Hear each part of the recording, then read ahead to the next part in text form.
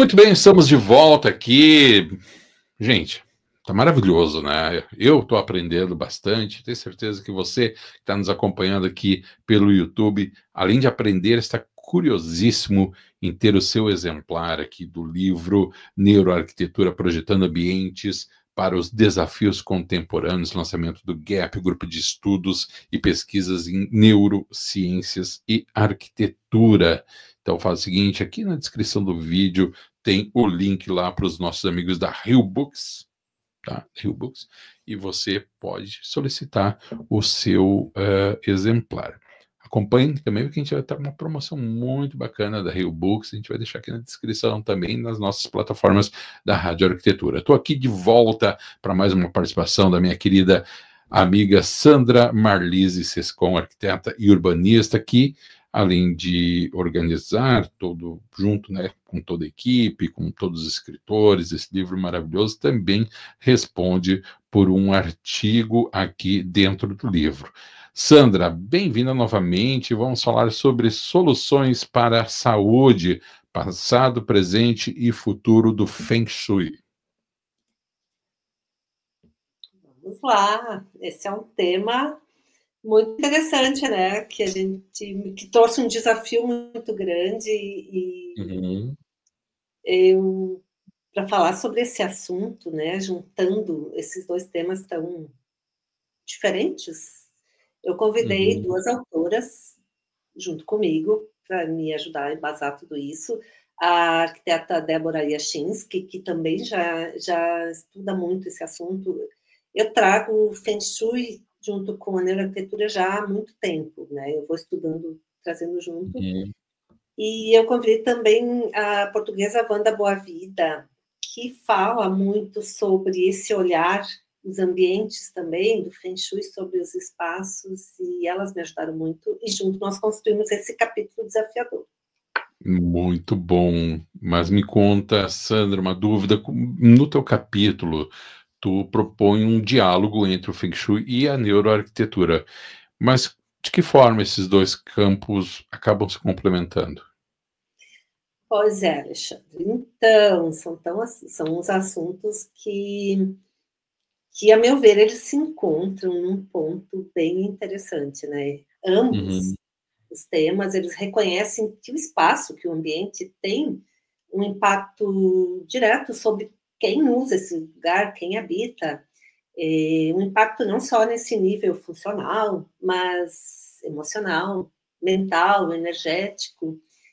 E a gente já falou muito sobre neuroarquitetura aqui, mas a gente sabe, né, que com base na ciência, todos esses fatores que já foram trazidos, luz natural, a textura que eu tenho aqui na minha mesa, ou aqui nos espaços, as cores, o layout, tudo influencia o cérebro, o comportamento, as emoções. E aí, a gente traz o Feng Shui com uma visão, para complementar, uma visão mais simbólica, uma visão mais intuitiva, olhando o espaço como um reflexo da nossa vida e nos ajuda a perceber como a nossa casa, o nosso trabalho ali, esse lugar onde você passa o dia todo, ou qualquer lugar que a gente estiver, pode interferir na nossa criatividade.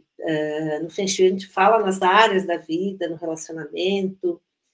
Então, no capítulo, o que eu proponho é esse encontro entre esses dois olhares. De um lado, dá para chamar de um pouco de rigor, um pouco mais sensorial, mais cognitivo da neuroarquitetura, e do outro lado, essa sabedoria mais simbólica do Feng Shui. E quando a gente usa essas duas abordagens juntas, a gente começa a perceber que elas não se competem, elas vão se potencializar. Por exemplo, quando eu faço alguma mudança no meu ambiente, por exemplo, eu mudo a cama de lugar, porque se fala muito, folcloricamente, que o Feng Shui é só reorganizar os móveis, o que a gente não é, mas enfim. Se eu reorganizar minha cama, eu posso tanto favorecer essa regulação do meu sistema nervoso, quanto aumentar essa sensação de proteção, essa sensação de pertencimento, que é muito valorizado no Feng Shui. Na prática, isso ajuda muito os arquitetos, os designers a irem além. Sim. É como se o ambiente, o seu espaço, começasse a falar e a gente aprendesse a escutar o que o ambiente está pedindo, o que ele está bloqueando e como a gente pode ajustar para apoiar melhor a vida de quem está ali. Então, para mim, isso é um convite para projetar com mais presença, com mais atenção, com intenção, e vai mudando muito a nossa forma de criar.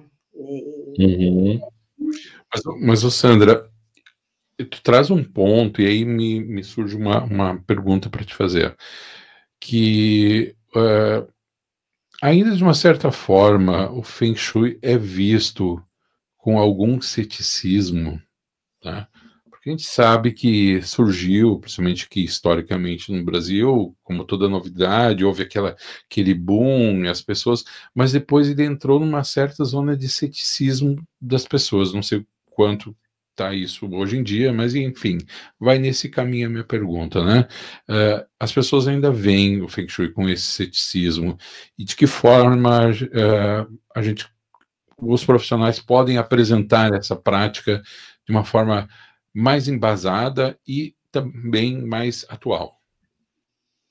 Alexandre, exatamente. E é muito comum essa tua pergunta e faz muito sentido, porque o Feng Shui, muitas vezes, ele é apresentado como algo com uma fórmula pronta, ou com um olhar superficial, ou algo místico, e ele ganhou realmente, ganhando essa imagem muito esotérica, e acabou afastando muito profissional sério, né? Muito profissional como trazendo essa imagem.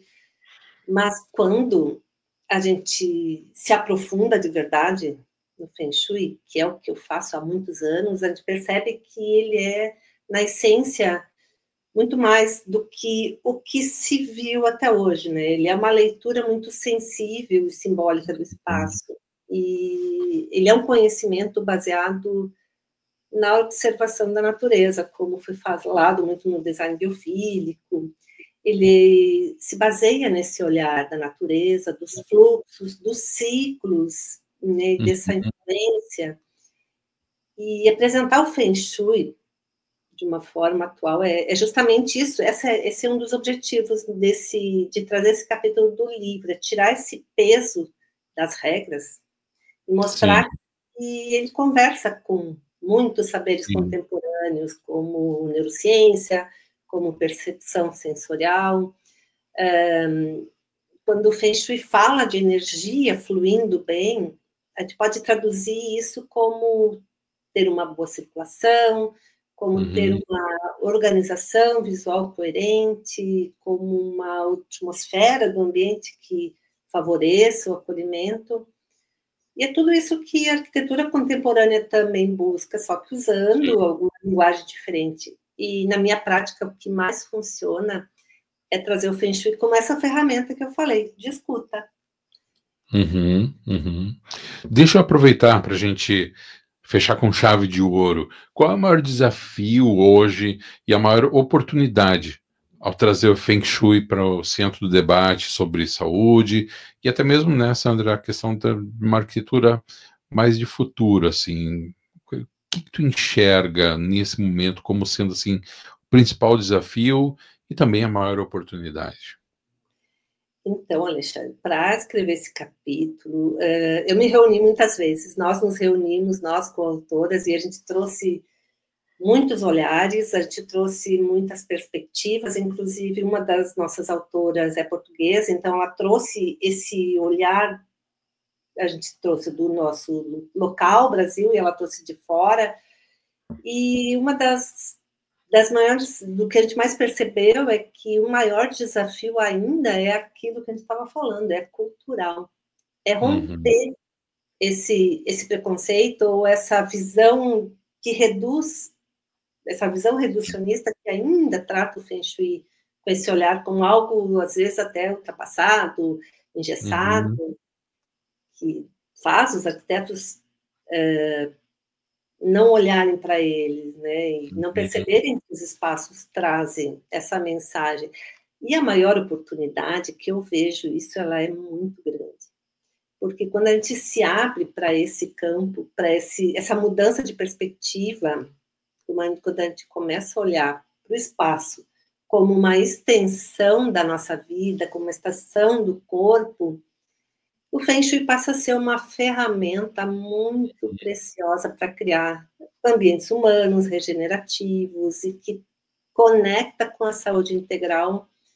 E hoje a gente vive, né, essa crise de saúde mental, burnout, de sensação de desconexão de tudo.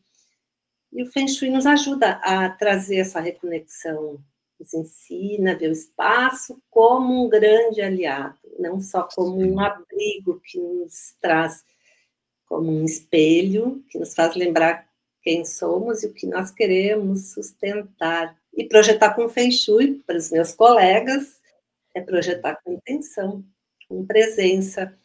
E é exatamente isso que a gente precisa para os ambientes. Então, é isso que o meu capítulo traz. Espero que gostem, que leiam e que abram a sua mente. Exatamente o que eu iria falar nesse momento, Sandra, para quem está nos vendo aqui, uma oportunidade única, além de todos os outros capítulos, mas também ler o capítulo aqui da Sandra, que fala sobre Feng Shui, até como uma maneira de você se atualizar, em primeiro lugar, né? E também afastar os preconceitos que foram criados ao longo desse tempo, assim como o ceticismo, as desconfianças. Se permita conhecer, tenho certeza que você vai se surpreender. Sandra Marlise Sescon. Sandra, muitíssimo obrigado, parabéns aqui pela publicação. Espero poder te receber outras vezes, a Sandra que esteve nos visitando alguns dias atrás, para a gente tomar um café e trocar essa ideia sobre o Feng Shui, tá bom? Com certeza, muito obrigada, Alexandre. Grande abraço e a gente segue aqui e te convido a ficar com a gente aqui no vídeo que vem mais bate-papo aqui sobre o lançamento do livro Neuroarquitetura, que está lindo, Sandra, projetando ambientes para os desafios contemporâneos, lançamento do Gap pela editora Rio Books. Grande abraço, Sandra, até a próxima. Obrigada.